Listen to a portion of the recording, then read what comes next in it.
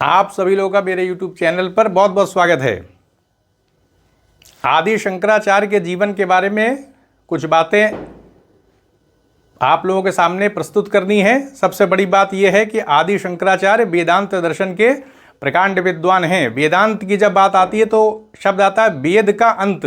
वेद का अंत का मतलब क्या है कि पहले 4 प्रकार के वेद हैं, फिर उसके बाद वेदों का खुलासा ब्राह्मण ग्रंथों में हुआ, और फिर ब्राह्मण ग्रंथों के बाद आरण्यक ग्रंथ आए, और फिर आए उपनिषद।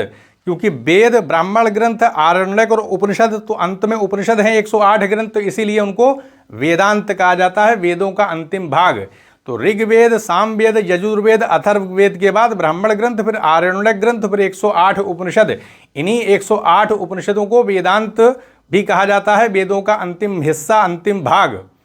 अब शंकराचार्य ने 10 उपनिषदों पर भाष्य लिखा है। भाष्य का मतलब ये है कि जो बृहदारण्यक उपनिषद है, छांदोग्य उपनिषद है, कठोपनिषद है, इसी तरीके से मुंडकोपनिषद है, मांडुक्योपनिषद है, प्रश्नोपनिषद है, इस तरह के उपनिषद हैं, तो उस पर खुलासा किया है उन्होंने। जो भी वैदिक श्लोक या मंत्र हैं उसकी व्याख्या किया है, ताकि लोग अर्थ का अनर्थ न कर दें।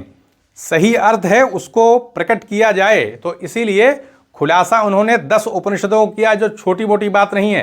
क्योंकि बृहदारण्यक उपनिषद ही बहुत बड़ा है, फिर छांदोग्य उपनिषद है, कठोपनिषद है, और बड़ी रहस्यात्मक बातें हैं, उसका खुलासा करना सबके बस में नहीं है। लेकिन क्योंकि वो विलक्षण प्रतिभा के धनी थे, और बचपन से ही ये आप देखेंगे उनके अंदर ये क्वालिटी थी, ये गुण था।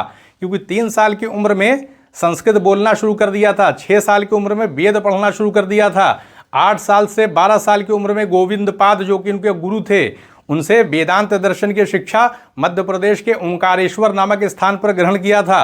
फिर 12 साल से लेकर 32 साल तक वेदांत दर्शन का प्रचार प्रसार करते रहे, पुस्तकों की रचना करते रहे, जिसमें एक पुस्तक और भी महत्वपूर्ण है, जिसको विवेक चूड़ामणि कहा जाता है। विवेक का मतलब ये होता है कि हम ये जान सके कि कोई चीज़, यानी जो संसार है उसकी अवास्तविकता को हम जाने, ये जाने कि संसार नित्य नहीं है, तो उसका भेद करना, यही तो विवेक की बात है। कि हम संसार से अपना दिल तब हटाएंगे, संसार से अपना तब मन हटाएंगे, जब ये जानेंगे कि संसार जो है वास्तविक नहीं है, वास्तविक सत्ता से ब्रह्म की है। तो ये विवेक का कैसे पैदा होगा, भेद करने की क्षमता कैसे पैदा होगी? तो इस विवेक चूड़ामणि नामक जो पुस्तक है उसके माध्यम से शंकराचार्य ने पूरा खुलासा किया है। 588 श्लोक इसके अंदर हैं। तो ये बहुत ही महत्वपूर्ण पुस्तक है वेदांत दर्शन के अधीन। क्योंकि शंकराचार्य का जो मत है उसको अद्वैतवाद कहा जाता है, जिसमें सिर्फ एकमात्र ब्रह्म की सत्ता को वो स्वीकार करते हैं। तो थोड़ा सा हम जीवन देख लेते हैं। शंकराचार्य का जो जन्म हुआ था केरल में हुआ था, आदि शंकराचार्य के रूप में जाने जाते हैं। 788 ईस्वी में पैदा हुए थे माना जाता है, और 820 ईस्वी में देहांत हो गया था। तो कहने का अर्थ है 32 साल की कुल उम्र थी, और सारा काम 32 साल की आयु तक उन्होंने संपन्न कर लिया था। केरल के कालड़ी नामक गांव में पैदा हुए थे। इनके जो पिता थे वो शिव गुरु थे, और माता का नाम आर्यम्बा था। पिता जो है वो बचपन में ही, जब शंकराचार्य छोटे थे तो पिता का देहांत हो गया था, और फिर 8 साल की उम्र में अपनी माता से आज्ञा लेकर के, अनुमति लेकर के संन्यास ग्रहण कर लिया था, बहुत ही कम उम्र में। उसके बाद फिर वो गोविंद पाद के तहत अधीन चले गए, और 8 साल से लेकर के 12 साल की उम्र तक वेदांत दर्शन का उनके अधीन अध्ययन करते रहे। फिर उन्होंने पूरे भारत का भ्रमण किया, 4 पीठों की स्थापना किया, उत्तर, दक्षिण, पूरब, पश्चिम, ताकि सैद्धांतिक तौर पर एक संस्थागत रूप में वेदांत दर्शन का बाद में प्रचार प्रसार होता रहे। क्योंकि जो बड़े बड़े विद्वान होते हैं वो इस बात को जानते हैं कि पुस्तकों को लिखने के माध्यम से तो एक प्रचार प्रसार की प्रक्रिया चलती है, लेकिन जब कोई संस्था बना लेते हैं, कोई मठ बना लेते हैं, तो वहाँ पे शैक्षिक कार्य संपन्न होता रहता है, लोग निकलते रहते हैं, अध्ययन करते रहते हैं, तो इससे विद्वानों का सृजन समय के साथ होता रहता है, और फिर वो विद्वान जो है वो लोगों को शिक्षित करते रहते हैं। तो कहीं ना कहीं हम कह सकते हैं कि वेदांत दर्शन का प्रसार जो है वो होता रहेगा। तो इसी बात को ध्यान में रखते हुए 4 पीठों की स्थापना किया था, ताकि भारत में वेदांत दर्शन कमज़ोर न पड़ने पाए। तो ये उनका बहुत बड़ा योगदान है। अब हम देख लेते हैं कि जो 4 प्रकार के मठ उन्होंने स्थापित किए थे, तो श्रृंगेरी पीठ जो है वो दक्षिण भारत में है, इसी तरह से द्वारका पीठ है ये पश्चिमी भारत में है, ज्योतिर्मठ है ये उत्तर भारत में है, और गोवर्धन पीठ है ये पूर्वी भारत में है।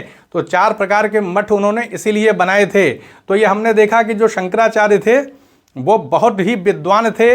अंदाज़ा लगाया जा सकता है कि मंडन मिश्र, जो कि पूर्व मीमांसा के बहुत बड़े प्रकांड विद्वान थे, उनको शास्त्रार्थ में उनकी पत्नी के साथ शंकराचार्य ने पराजित किया था और वेदांत दर्शन के अधीन वो मंडन मिश्र को लेकर के आ गए थे। पूरे भारत के अंदर वो पैदल चला करते थे, अपने शिष्यों के साथ जाते थे और बड़े बड़े विद्वानों से शास्त्रार्थ करते थे और उन्होंने पूरे भारत का भ्रमण करके कह सकते हैं कि 12 साल से लेकर 32 साल तक लगातार वो भ्रमण करते रहे और वेदांत दर्शन का प्रचार प्रसार वो करते रहे। तो हम देख लेते हैं कि उन्होंने जो पुस्तकें लिखी हैं, देखिए यहाँ पर हम देखते हैं कि ब्रह्मसूत्र भाष्य है।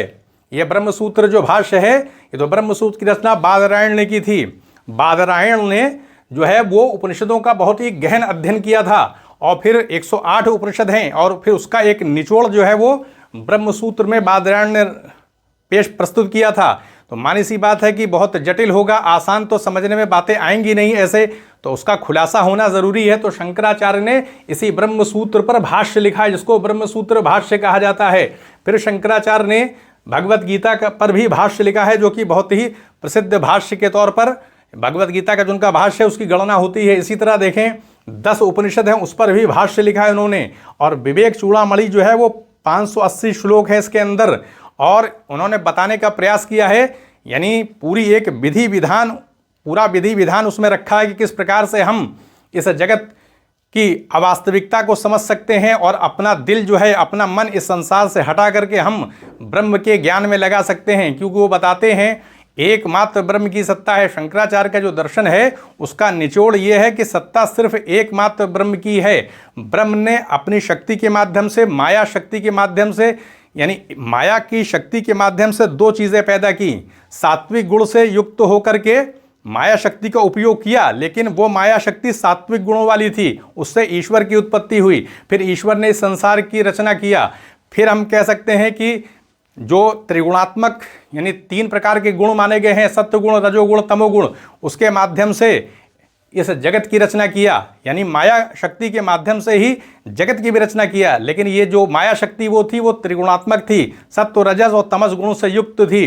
और जबकि ईश्वर की जो उत्पत्ति हुई वो सात्विक गुणों से युक्त करके माया शक्ति का उपयोग क्योंकि ब्रह्म के द्वारा किया जाता है। ब्रह्म की एक शक्ति है, वो स्वाभाविक शक्ति है, उपाधि स्वरूप है, यानी कभी भी त्याग किया जा सकता है। जो माया है वो ब्रह्म के स्वरूप का अंश नहीं है। यानी ब्रह्म के द्वारा माया शक्ति का उपयोग करते हुए ईश्वर की भी रचना की गई। तो ऐसे में ईश्वर की सत्ता सिर्फ व्यवहारिक दृष्टि से ही सत्य मानी जाएगी, वास्तविक रूप में सिर्फ ब्रह्म की ही सत्ता है। क्योंकि ब्रह्म ने तो ईश्वर को उत्पन्न किया, इसलिए ताकि संसार की रचना की जा सके।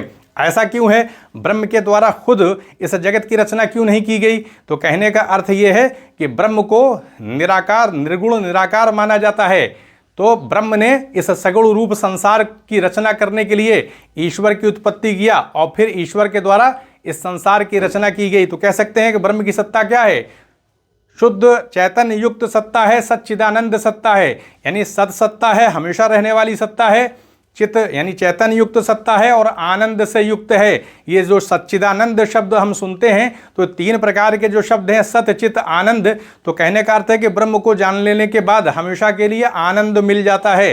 संसार में जो हमको आनंद मिलता है वो कुछ देर के लिए रहता है, लेकिन अगर हम वेदांत दर्शन में बताई गई प्रक्रिया के तहत आत्मा का साक्षात कर लेते हैं, क्योंकि जो हमारा शरीर है ये माया से बना हुआ है, ये भौतिक तत्वों से बना हुआ है, लेकिन इसी भौतिक तत्व नामक शरीर के अंदर जो हमें शरीर बना है, इसी के अंदर हृदय के अंदर आत्मा रहती है, जो कि आत्मा किसका अंश है? ब्रह्म का अंश है, जिसको हम जीव कहते हैं। तो जीव क्या है? वो ब्रह्म का ही अंश है। तो कहने का अर्थ है कि ये भौतिक तत्वों से बना हमारा शरीर, इसके अंदर एक अभौतिक तत्व है जिसको कि आत्मा कहा जाता है। ये आत्मा ब्रह्म का अंश होती है। अंश होने का मतलब क्या है कि हम आत्मा को ही ब्रह्म कह सकते हैं, क्योंकि उसी का अंश है, उसके स्वरूप का अंश है। तो इसलिए अगर हम आत्मा को जान लेंगे तो हम ब्रह्म को जान लेंगे। तो अब इसके लिए हमको ब्रह्म को जानने के लिए क्या करना पड़ेगा? हमें अपने अंतःकरण तक पहुंचना पड़ेगा। अब क्योंकि कैसे पहुंचेंगे? तो मानी सी बात है, मन, बुद्धि, तर्क वितर्क आदि के माध्यम से पहुंचेंगे। बुद्धि भी जो है वो भौतिक पदार्थों से जड़ है, उसी से माया से ही बनी हुई है। मन भी हमारा माया से बना हुआ है। तो ऐसे में हमें माया के माध्यम से अभौतिक तत्व तक पहुंचना है। कहने का अर्थ है कि जिस नाव पे हम बैठे हुए हैं वो नाव जो है भौतिक तत्वों से, माया से बनी हुई है, और उस नाव पर बैठ करके हमें आत्मा का साक्षात करना है, उसका हमें ज्ञान प्राप्त करना है, जो कि कठिन काम नहीं है। क्योंकि नाव कब चाहेगी कि हम उधर जाएं, तो ऐसे में भटकाव अधिकतर लोगों में देखने का मिलता है। कुछ ही लोग ऐसे होते हैं जो बड़े हठी होते हैं, तपस्वी होते हैं, दृढ़ संकल्प उनके अंदर होता है। वो फिर जो विधि विधान जो बताए गए हैं, जो कि मानी सी बात है बहुत कठिन होंगे, लेकिन वो उस पर चलते हैं, अपने गुरु की इच्छा पर चलते हुए अक्षरशः पालन करते हैं, जैसे गुरु बताते हैं उसी हिसाब से चलते हुए फिर अंतिम रूप से हम कह सकते हैं वो आत्म साक्षात्कार की प्रक्रिया को संपन्न करके आत्मा का ज्ञान प्राप्त कर लेते हैं, ब्रह्म को जान लेते हैं और फिर इस जन्म मरण के चक्र से वो मुक्त हो जाते हैं। तो कोई भी चीज़ आसानी से इस संसार में वैसे भी उपलब्ध नहीं होती है, तो ब्रह्म का ज्ञान प्राप्त करना तो बहुत ही कठिन है। लेकिन जिन लोगों के पास इच्छा शक्ति होती है, दृढ़ संकल्प होता है, अपने गुरु की इच्छा के अधीन चलते हैं और जो कुछ भी मार्ग बताया गया उस पर जब कठोरता से उसका पालन करते हैं, अपने मन को, अपनी इंद्रियों को संसार से हटा करके और ज्ञान मार्ग पर चलते हुए, क्योंकि ये संसार अज्ञान से बना हुआ है ना, क्योंकि माया जो है क्या है, एक तरह से कह सकते हैं कि अविद्या है। इस अविद्या से तो संसार बना है और अविद्या का मतलब क्या होता है कि जो चीज़ वास्तविक नहीं है उसे हम वास्तविक तौर पर देखते हैं। एक प्रकार का हम कह सकते हैं कि पर्दा पड़ा हुआ है, लेकिन ये पर्दा कैसे जाएगा माया का? वो जाएगा ज्ञान से। जैसे ही हमको ज्ञान होगा, जो विधि विधान प्राचीन आचार्यों ने बताए हैं कि किस तरह से माया से हम मुक्त हो सकते हैं, उन्हीं रास्तों पर चलते हो, ना कि अपना कोई नवीन प्रयोग करें, उन्हीं रास्तों का प्रयोग करते हुए, क्योंकि वो रास्ता ऐसा है जिस पर चल करके लोगों ने आत्म साक्षात्कार की प्रक्रिया को संपन्न किया है।